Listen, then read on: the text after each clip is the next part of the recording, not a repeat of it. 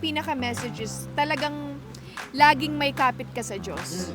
No matter if happy ka ba, malungkot ka ba, kung talagang season of winning ka or season of downfall ka, dapat laging may kapit ka sa Diyos. Lagi kang may kakampi sa Kanya. Yes. At saka siguro another message from this episode is yung never mo malalaman kung ano talagang pinagdadaanan ng mga ibang tao. So you should never compare na mas mahirap yung pinagdadaanan mo kaysa sa kanila. Yes. At saka, itong episode na to is a good reminder na kapag nakakalimutan natin siya, Tama. itong episode na to magpapaalala na lagi siyang nandito, hinihintay lang tayo na Lumapit sa Yes. Kanya. Tama. lumapit sa kanya. Feeling ko matatamaan sa episode na to yung mga taong hirap humingi ng tulong.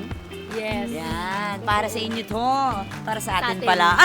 Natamaan. Oo. At syempre para din sa mga mga naniniwalang minsan nakakalimot. Yes. Walang Guilty tayo perfect. dyan. Walang perfect. Tama. Tama. Basta lagi tayong babalik sa Kanya. Amen! Amen! Okay.